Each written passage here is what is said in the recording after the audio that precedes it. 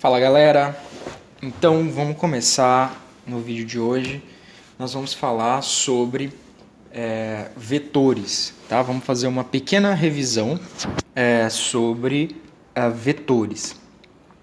Muito bem, na física nós temos duas grandezas que a gente pode classificar que são importantes, que são as grandezas do tipo escalar e as grandezas vetoriais. As grandezas escalares, elas são classificadas simplesmente pelo módulo delas, tá? A gente não precisa de mais nada do que o módulo para caracterizar essas grandezas. Então, qual o exemplo de uma grandeza escalar? Temperatura, por exemplo. Temperatura, você diz, bom, são 25 graus Celsius, por exemplo. Tá? Então, esse é o exemplo da uma grandeza escalar. Uma grandeza vetorial, por outro lado, a gente precisa de um módulo, uma direção e o sentido dessa grandeza. Então, vamos lá. Vamos imaginar que a gente tem uma grandeza aqui, que ela aponta para cá. Bom, a linha tracejada é a direção, certo? E para onde eu apontei é o sentido dessa grandeza vetorial.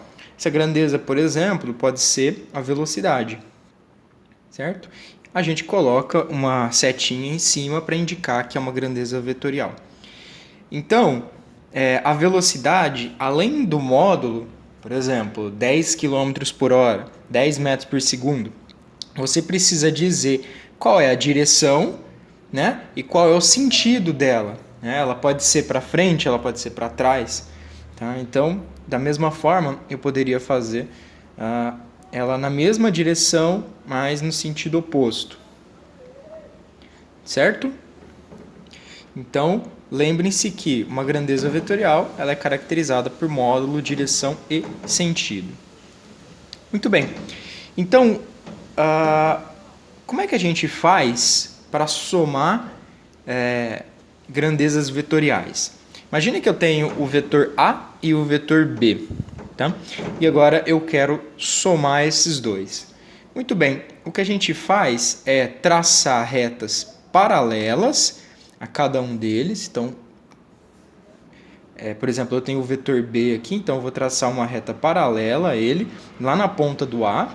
Tá? Então, uma reta paralela ao vetor B, mais ou menos aqui, e uma reta paralela ao A na ponta do B. Tá? Então, a reta paralela ao A seria, acho que mais ou menos aqui, assim. Né? Então, vamos continuar o B aqui. Tudo bem? Então, o vetor resultante, a soma desses vetores, é esse carinha em verde que eu coloquei aqui. Tá? Então, essa é a soma. Por exemplo, se eu quiser fazer soma do vetor A com o vetor B. Tudo bem? Então, essa é a regra do paralelogramo. Vocês podem fazer isso para vários vetores. Lógico, vai aumentando a complexidade da soma aí, né? Por outro lado, imagine que eu tenho a seguinte situação. Eu quero agora subtrair os vetores. Subtrair o vetor A do vetor B. Aliás, subtrair o vetor B do vetor A. Muito bem. O que acontece é que vocês se lembram que o vetor, por exemplo, ele aponta nessa direção. Né? Vamos supor um vetor D aqui. Se eu fizer o vetor menos D, ele vai apontar na direção oposta. Certo? Então, notem aqui que esse vetor B, vamos colocar ele aqui, mais ou menos isso daqui, ó. Esse carinha é o vetor menos B. Agora, eu somo o vetor A com o vetor menos B, utilizando novamente a regra do paralelogramo. Então, vou fazer aqui uma paralela ao vetor A, na ponta do B, e uma paralela ao vetor B, menos B, né, na ponta do vetor A. Mais ou menos aqui assim. Certo? Vamos apagar essa partezinha. Então, nós temos que... vamos fazer de verde. Esse cara é o meu vetor resultante C, que é simplesmente A menos B. Tudo bem? Muito bem. Então, tá, a gente tinha feito o vetor C, né, que era A mais B, tinha dado essa resposta pra gente, né, tá em azul, vocês estão vendo aí. Agora, vamos montar um sistema de coordenadas em cima desses vetores A e B aqui. Então, tem uma situação anterior, tá? Ela tá aqui, tá? E agora, vamos fazer o seguinte. Ao invés de escrever os vetores como vetor B, vetor A, eu vou simplesmente escrever A e B como se fossem escalares e a direção. Por exemplo, a direção do vetor B, vamos chamar de V. A direção do vetor A, vamos chamar de U, tá? Então, nessa situação, a gente compôs um sistema de coordenadas muito particular, né, que é esse sistema de coordenadas VU, tá, para caracterizar o vetor C. Vamos continuar nessa toada. Então, imaginem que agora eu tenho a situação contrária. Eu falo para vocês que eu tenho o sistema de coordenadas U e V, tá? E agora eu quero achar as componentes do vetor C nessas coordenadas, tá? Bom, a situação é exatamente a mesma coisa anterior, né? Então, vamos pegar em verde aqui. O que a gente tem que fazer é uma paralela ao eixo U, né? Então, por exemplo, vamos pegar aqui, que vai ser paralelo ao eixo U. E vamos pegar uma paralela ao eixo V, mais ou menos aqui assim, uma paralela ao eixo V, tá? Então, nós temos que esse carinha aqui é a componente do vetor C na direção V, certo? Então, eu poderia inclusive colocar CV, que é a mesma coisa que esse meu Bzinho aqui, tá? E esse carinha aqui é a minha componente do vetor C na direção U, tá? Então, é o CU, que é a mesma coisa que o meu vetor A desse lado de cá. Tudo bem? Claro, galera, a gente fez um sistema muito particular de coordenadas. Ele pode existir em algum problema, tá? Mas o sistema mais comum é o sistema de coordenadas retangulares, tá? E aí, no sistema de coordenadas retangulares, o que a gente tem que fazer, novamente, é fazer uma paralela aqui ao eixo Y para achar as componentes do vetor C e uma paralela ao eixo X, que vai ser aqui exatamente, tá? Então, esse cara aqui é o meu CX e esse cara aqui é o meu CY. Vamos colocar isso. CY e esse cara aqui é o meu CX. Correto? Muito bem.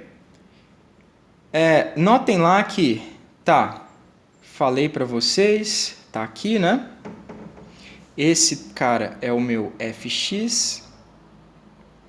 Vou repetir aqui. Esse cara é o meu FX. Esse cara aqui é o meu FY.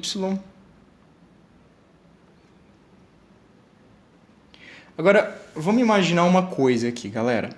Vamos imaginar que eu tenha esse ângulo θ aqui, tá? Bom, se eu observar, aqui forma um triângulo, né? Isso é a formação de um triângulo. E aí, notem que se eu pegar o meu... se eu fizer cosseno desse ângulo θ, o que eu vou ter é cateto adjacente, fx, dividido pelo meu f, né? que é a hipotenusa. Ou seja, o meu fx é f cosseno do ângulo θ. Por outro lado, se eu fizer seno desse ângulo θ, o que eu vou ter é Fy,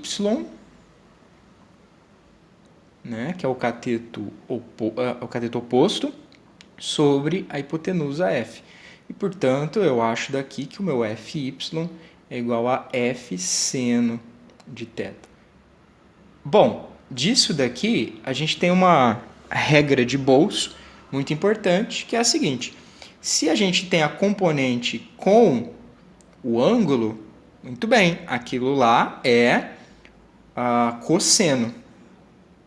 Se a gente tem a componente sem o ângulo, tá? Então a gente tem o seno, tá bom?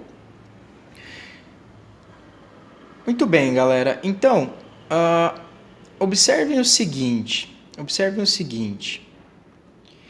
A gente pode criar alguns vetores que são chamados de vetores unitários.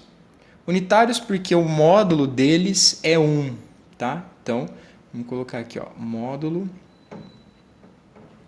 1. E eles apontam exatamente na direção que a gente indicar. Por exemplo, vamos pegar o vetor unitário na direção x. É esse cara aqui, ó. Tudo bem? Esse cara tem várias formas de indicar ele, tá? Pode ser x chapéu ou y chapéu. Para essa disciplina, a gente vai indicar como y chapéu, mas reparem que vocês podem encontrar isso como x chapéu também, tá? Da mesma forma, a gente pode fazer o vetor unitário j, que aponta na direção y, tá bom? Então, galera, observem o seguinte. Esses vetores unitários, é claro, eu coloquei só o i e o j, eles fazem 90 graus entre eles. Se tivesse mais uma componente, poderia ter aqui a componente k, tá? Componente k, que é no eixo z, saindo aí da página, né? Também faria 90 graus, 90 graus entre j e k e 90 graus entre i e k, tá bom? Esses sistemas são sistemas especiais chamados sistemas de coordenadas ortogonais. Por que ortogonais? Porque o ângulo entre os vetores unitários é 90 graus, tá? Você pode ter sistemas de coordenadas não ortogonais, mas aí fica um pouco mais complicado a situação, tá bom? Muito bem. Então, notem que esse vetor f, agora a gente pode escrever ele em termos dos vetores unitários. Ou seja, notem que a componente é fx e ela aponta na direção do vetor unitário i, mais o fy, né, que é essa componente aqui, e ele aponta na direção do vetor unitário j. Tudo bem? Galera, para a gente saber o módulo do vetor f, a gente utiliza o teorema de Pitágoras, né? Então, notem aqui que se eu utilizar o teorema de Pitágoras, vai ser que o meu f ao quadrado, a hipotenusa ao quadrado, é igual à soma do quadrado dos catetos. Ou seja, fx ao quadrado mais fy ao quadrado. Portanto, nós temos que o nosso f é a raiz de fx ao quadrado mais fy ao quadrado. Se tivesse o fz, a situação seria equivalente, tá bom? Agora, notem que essa equação ela só vale para os sistemas de coordenadas ortogonais.